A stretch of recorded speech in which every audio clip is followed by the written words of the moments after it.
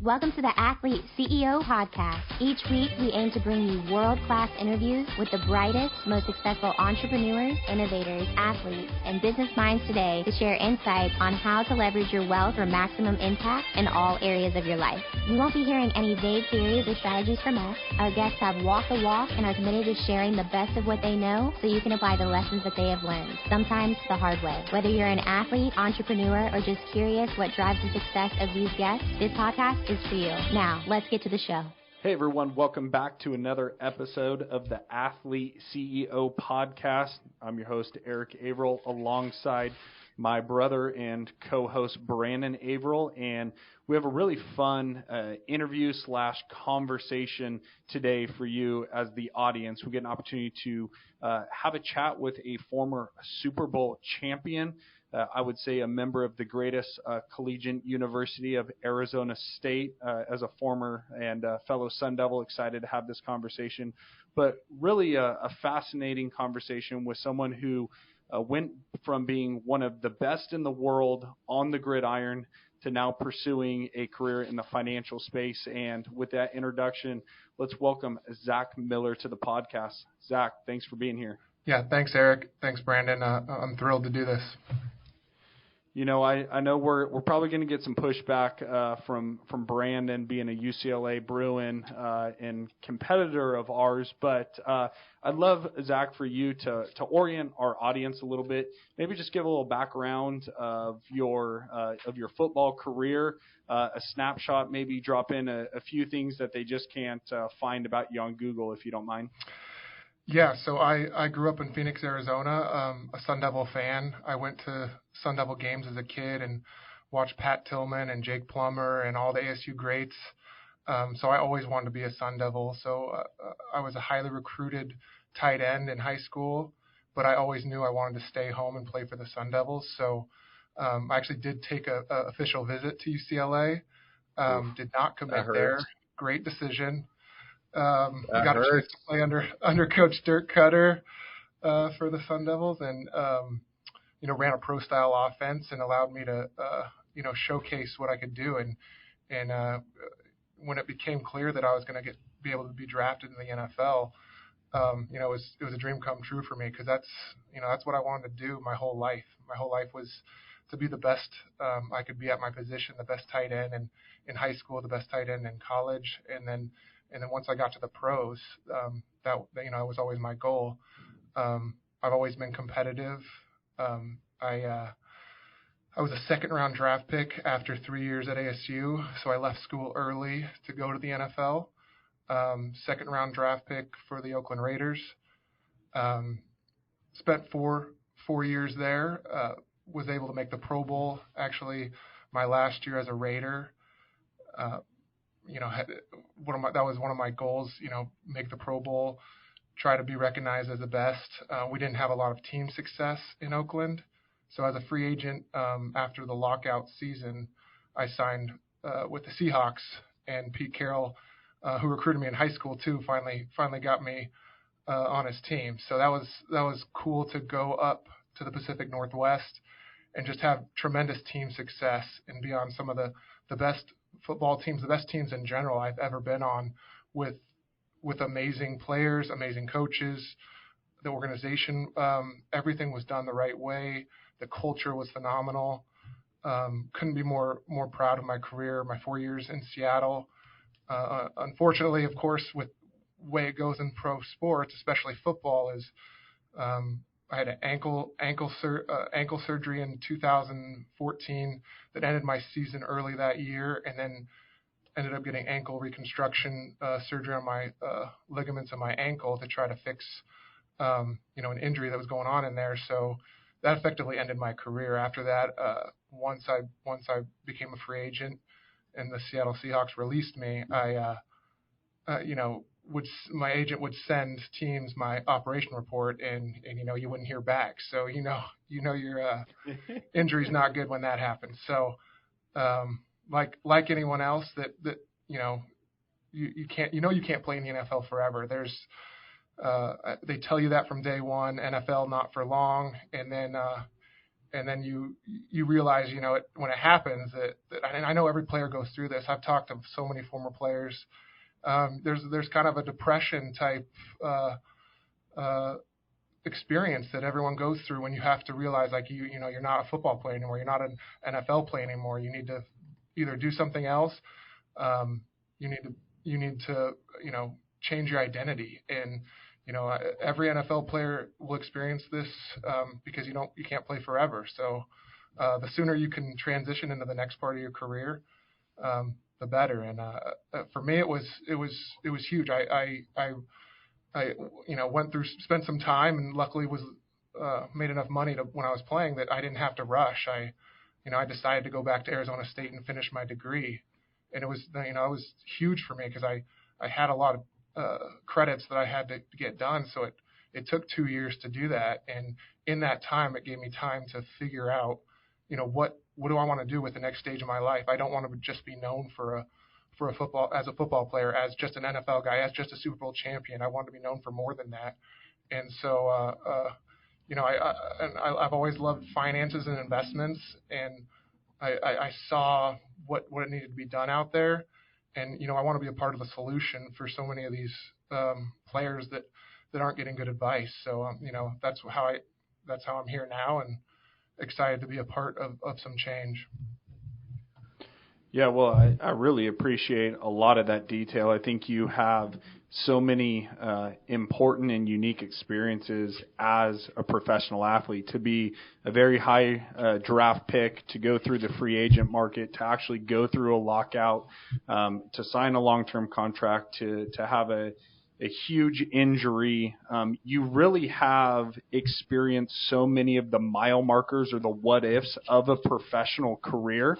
One of the things that I'd love to just hear your thought process as is you're talking to fellow professional athletes now that maybe be at the beginning of their career or they're towards the end of it, is just talk about, when did you realize it was a business? A business. And then second, like, what point of your career did you realize, like, oh, I've got to actually take ownership of making these business decisions. It's not just my agent or other people around you. I'd love to hear your input on that. Yeah, it was a crystal clear moment for me that it was a business when it was early in my career. My mentor, the older tight end that I got, then when I got to Oakland, he was the veteran of the tight end room. We were going out to training camp practice, and I got in stretch lines, and he just wasn't there in his normal spot, and he wasn't there, and my heart sank. I just immediately knew that he's gone. They cut him, and just like that, he was there one day, and then his spot was empty and stretch line the next day. And so, that's just every player who plays in the NFL. That just it happens. You realize it's a business. You realize that it's going to end soon. Everyone gets cut, or if some very few lucky ones get to retire on their own terms. But yeah, that was a huge eye-opening moment. And there was a second one when I became a free agent, and after I had outplayed my rookie contract with the Raiders. They kept telling me to be patient. You'll get rewarded. You'll get rewarded. Just finish out your contract. We're going to reward you. Just be the team guy. Keep playing. In the end, you'll be rewarded. And then, free agency, or the period before free agency comes, and they're not, the Raiders weren't there with the offer. And so, I will caution some guys that, there's a reason some guys sit out. I know fans always like to say that the guy should just play and take the money and play, but, you're not going to get your value if you don't stick up for what you're worth and fight for what you're worth. And so, that's how I ended up in free agency after my time in Oakland. I think that's really interesting, Zach. I know on your earlier point, the transition's just kind of crazy. I know I went through it. Eric, I'm sure, could speak to how he transitioned out of the game. We all go through that depression moment and stuff. So I appreciate you sharing that. I think the other thing on the business side, right, too, is I know you were also a player rep, and what an honor that is, obviously, for your teammates to elect you to that. And maybe people outside the locker room don't know kind of all what that means. But as somebody that the rest of the team is coming to, you realized it's a business. Everybody realizes it's a business, but still so few people, at least in our experience on the baseball side, I think take the bull by the horns and kind of treat it as a business. I'd love to just for you to share with all of us your experience as the player rep, the in between, like how did you help players to navigate those waters? Yeah, so as being a player rep, you're elected by your teammates. So it's I felt honored to be elected by the guys in Oakland, the guys in Seattle that elected me, and I felt a responsibility to those players that when you're doing the meetings and when you're doing all the work that comes along with being the rep, that you're just trying to you're trying to educate the guys on their benefits and all the recourse they have as far as injury grievances or things, the things that they should be taking advantage of that the NFLPA provides for them while they're playing. And then hopefully they know about those things as they transition into their post-career, because there's so many benefits out there that the NFLPA has done a good job of negotiating. And then sometimes, guys either don't use them or they don't know about them. And so for me, it was always making sure guys, you're fighting for you, representing your team. And when it came to the lockout in 2011 off season, we were locked out by the NFL owners. My job was to make sure that my team's voice was heard in our negotiations. So I would, communicate with all the guys on my team, see what the issues were, see what mattered to them in the next collective bargaining agreement, because those things, and especially this last one that just got passed, they last 10 years at a time now. So the last two agreements have been 10 years. So that's 10 years you're playing under whatever rules you negotiate with the owners. And the owners are very tough negotiators. They have very highly paid lawyers, and so you have to fight for everything you can get. And luckily, we did fight for some really good, quality of life type, whether it's the benefits, but also, no more than 2-a-days during practice, which helps to cut down on some of the injuries and some of the long-term effects of football, which football is as a contact sport, and you're basically in a car accident every Sunday. Each year you play, you're taking years off your life, so you better be maximizing the amount you make and then keeping it, so that you can give yourself the opportunity to succeed the rest of your life, not just during your time in the NFL. Yeah, no, that's huge, and I'm sure those guys elected you for a reason, and just hearing the responsibility you took, upon that decision and making sure that they're educated. And I think that's a big thing I appreciate about you. And it's so important to Eric and I is the education. I know Eric and I's experience with some NFL guys, we've been just overly impressed by the intention and the desire to be educated. It's been really great to see. What becomes really sad quickly, though, is realizing that unfortunately there isn't a lot of education there. There aren't a lot of people there that really want to pour into them. And even guys that have made all the right decisions, right? They've hired supposedly the right agent. They've hired a financial person. They've hired an accountant, et cetera, et cetera.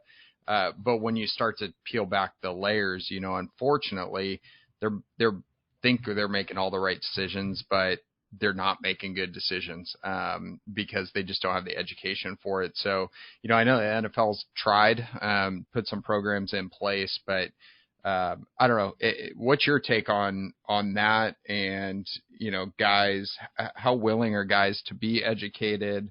What was your experience like on that?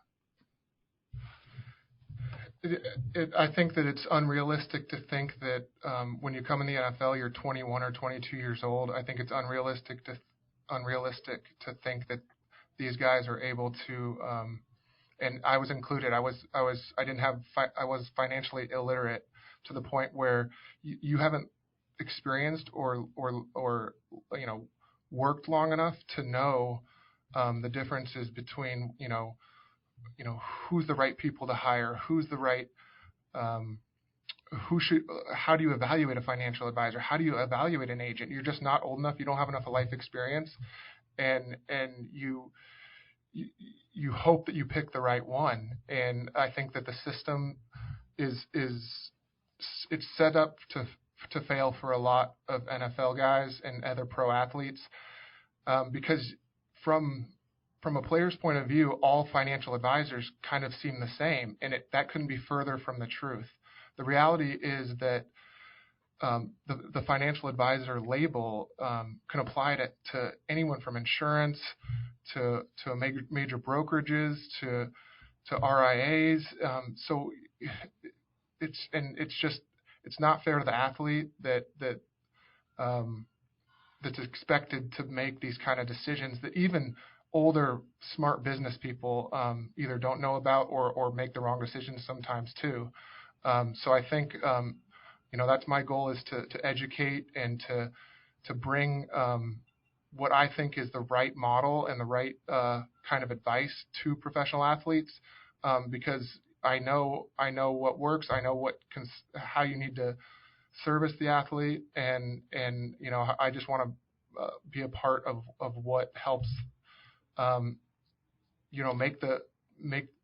make the whole industry better, basically, by providing the right kind of advice and the right kind of service to the athletes that need it, that they don't know. It's too tough out there to tell the difference when you're getting pitched and sold by people that are pushing products, or they have conflict of interest, and so I will say that from choosing the right people at a young age, it's very tough to do. Yeah, that makes a lot of sense. I mean, I don't think it's a surprise to anybody probably listening to this that knows Eric and I or the history of our company, but it's what we found 10 years ago, well, more than 10 years ago now. And that's just the system, especially the big wirehouses, the investment only people. It's just a bad system to give advice, especially for the athlete. I mean, you got to take tax considerations into account first and foremost. You can't do that at those firms. So I think we were a while ago very much in the same spot you are now. And I think another thing that binds us, and we've been so impressed getting to know you and learning about, is that you didn't just run out there and join some company and become a salesman. You decided on your own to become an expert and enrolled in the Certified Financial Planning Designation Program, passed the test before you even went to work anywhere. So, I think you're definitely putting your money where your mouth is, and that's a huge thing. I think for players, even if it's not into the financial industry, I think just that initiative, right? I'd love to hear a little bit, how you thought about your next steps and what led to that decision. Why.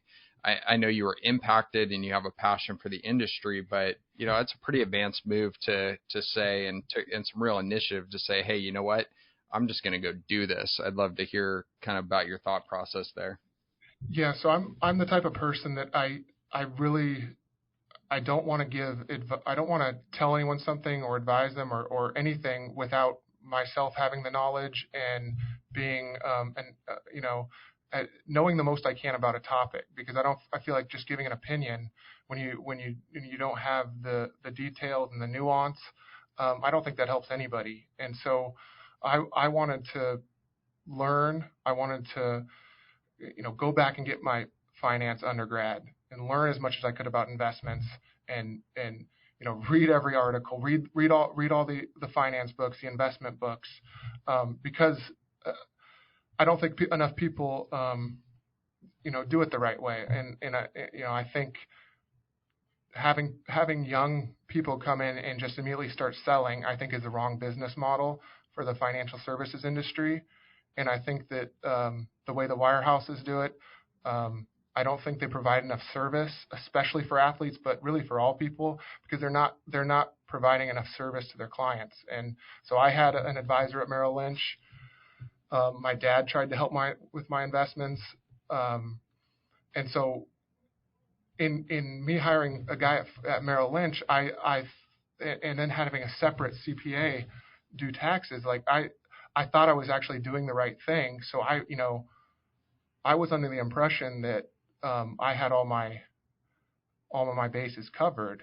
And so I didn't know what the CFP designation was until I was at ASU, and one of my professors was a CFP, and talked about the certification and the process and how much goes into that. And I just think that the standard in the financial services industry to enter it is all you have to pass is a Series 65 or a 7, and you can just start giving financial advice. I think is just too low a bar.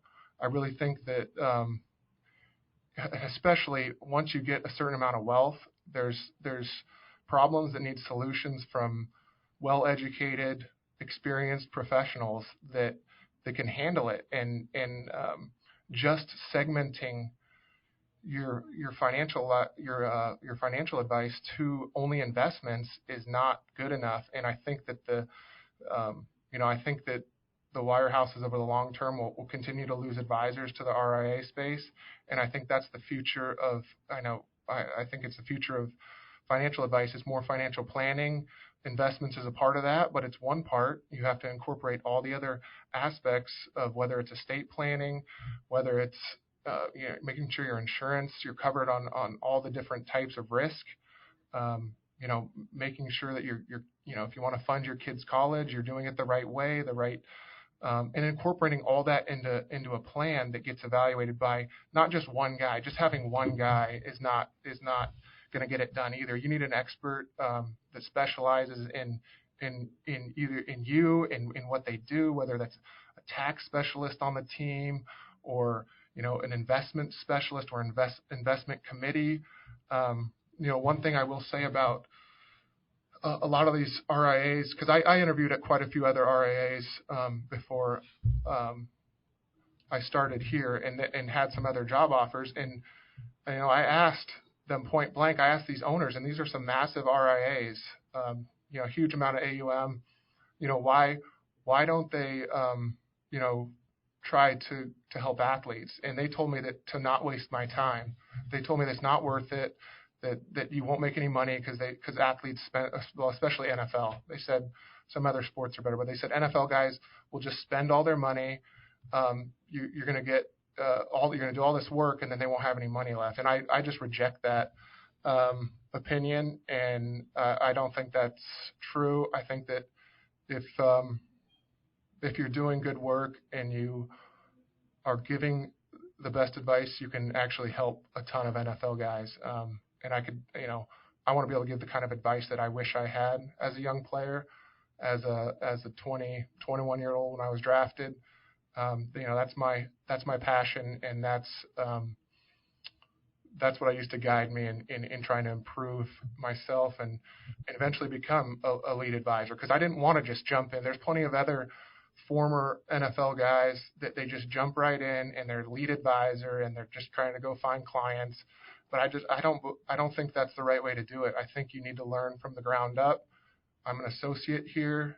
I believe that you have to learn through doing. You have to learn through doing all the things that maybe they're not always fun all the time. But I guess what, training camp's not fun all the time either. You have to do the work and you have to put in the effort to prove yourself and to build those skills and to build those competencies. You don't just get them by being a former NFL player, and just having the experience of being a former NFL player is not enough. You need to go get the designations, go get the certifications. It can be done. So I just challenge anyone that advises athletes to make sure that you're always continuously learning, progressing. Because that's what I did in football. You just try to get a little better each day. Here, I'm just trying to help all of my clients just a little bit each day. I love hearing the passion that you're sharing, and just even the approach that you had. Like you said, it's transferring the way that you approached your professional career on the field is how you're going to approach your career in the financial industry. One of the things I'd love to hear you talk about is, you always said, on the gridiron, if you didn't perform your job, they would bench you. Can you talk about, as a client, what expectations you should hold your advisor to? Well, I think the biggest thing is just follow through. If you're a client and your advisor says they're going to do something, and then it just either doesn't get done or you're not getting communication, that's not good enough. And then as far as that's the biggest one for sure. But also, they need to provide more service than just investments. Just doing investments is not enough for the athlete, because they have so much of their income is front loaded. They are going to have tax issues, which creates planning opportunities for the client. So incorporating that all together is, I think, the model that best works for athletes. And obviously you guys know more than me whether that's the best model, because you guys have been doing it now for so long. But from my point of view, the client should expect more from a financial advisor. I don't even like using that term, because a financial advisor has such a bad connotation now. I'd rather call it financial planner or wealth manager or wealth advisor, something along those lines, because anyone can call themselves a financial advisor, and they're not actually providing very much value. I think that's huge, Zach. I mean, I think you're learning with us. I mean, we definitely have struck the financial advisor term from our language for all those reasons. It doesn't describe what somebody should really be looking for. And as we kind of come towards a close here, I want to be respectful of time. One question we'd like to leave with is just, if you had a few minutes with a current NFL guy, that 21-year-old walking out on the field to take his spot in the stretch line, and he turned to you and asked, kind of what's the absolute necessity before Coach blows the whistle and we have to stop talking? If I'm trying to get some advice from a senior player, from a vet, what are you going to tell him? I think the biggest thing is that you're on that field for a reason. You can only control how what you do, how you play. You can't control all the other players on the field. You can't control outside circumstances. Trust in the ability that you have. Trust in the fact that you wouldn't be in the position you're in if people didn't think highly of you. So don't make anything up. Just do your job. Do what you've done your whole life as a player, and performance will follow. That's great. I think, anybody that heeds that wisdom is probably going to be in a really good spot. So yeah, Zach, we've enjoyed this. Obviously, it's been a lot of fun. I'm sure we'll do it again in the future, and hopefully everybody that's listening to this took something away, whether you're an NFL guy getting your career started, finishing up, or even if you're a business owner, just what it takes to be competitive at such an elite level. You can find us at Athlete CEO on iTunes or anywhere else that you listen to podcasts. And with that, we just like to always remind everybody, stay humble, stay hungry, and always be a pro. Thanks for listening to this episode of the Athlete CEO Podcast, a production of AWM Capital. Please note that investments and strategies mentioned on this podcast may not be suitable for you. We encourage you to discuss your specific situation with a qualified, certified financial planner. All opinions expressed by podcast participants are solely their own opinions and do not reflect the opinion at AWM Capital or its affiliates. For more information, visit awmcap.com.